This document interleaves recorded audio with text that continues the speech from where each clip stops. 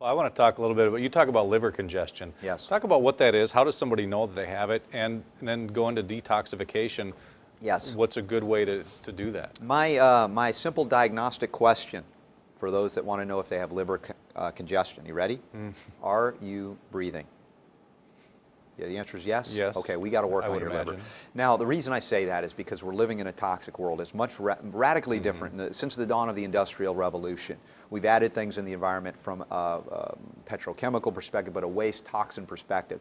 Now, that coupled with additives, preservatives, flavorings, pesticides, herbicides, fungicides, injected or inhaled or ingested, Eaten, yeah. all of these things work to, it's not one thing at parts per million. If it were, we can deal with it. We've got a great, in fact, we're dealing with parts per million, millions of things per hour, and we're alive.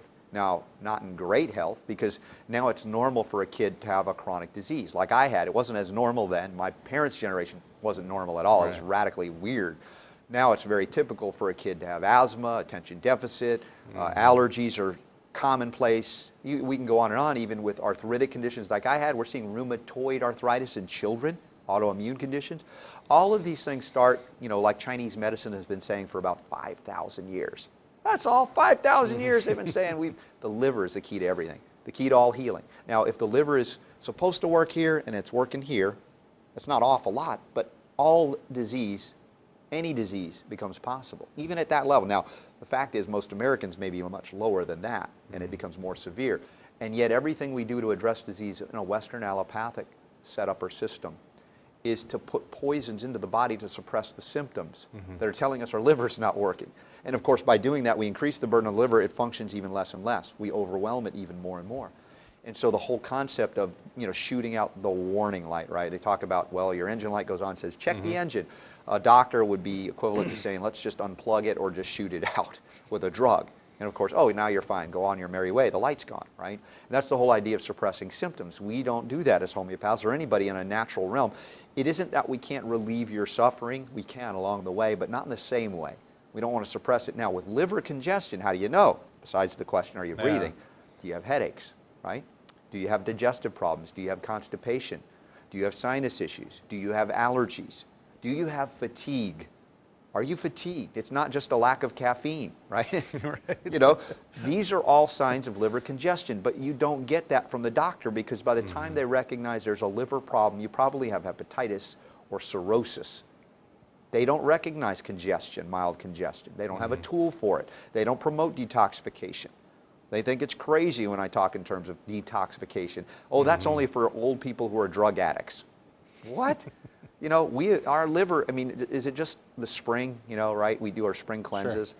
The liver doesn't work the rest of the year. We just do a spring, it's all the time. And yet everything we do every day seems to abuse it. Now, from a homeopathic perspective, I utilize drainage remedies, which is the French word for drainage, which sounds really great. If you're a plumber in France, you work with drainage, right? Really exotic.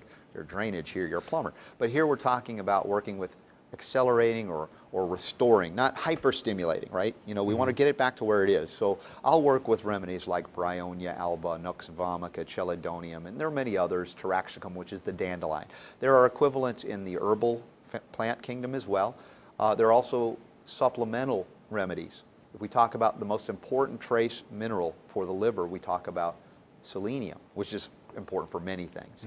But again, I come back to whole food forms of these supplements as opposed to what do you call these USP isolates. That was the big thing. And I recognize that you can use them to some benefit, but to some degree, if you use too much of the wrong kind of even a supplement, it can be harmful.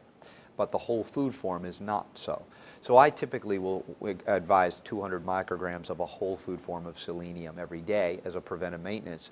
And I've seen using more of it safely without getting selenotoxic via the right form in cases of severe immune compromise, severe liver dysfunction, upwards of levels that I won't say here, but suffice it to say it's a very good medicine. But Jonathan Emord, my friend who has beaten the FDA 7 times now, over selenium, or the government, the Fear and Death Administration, I call them. They don't want you to know that selenium counteracts and prevents and reverses cancer, for instance. Yep.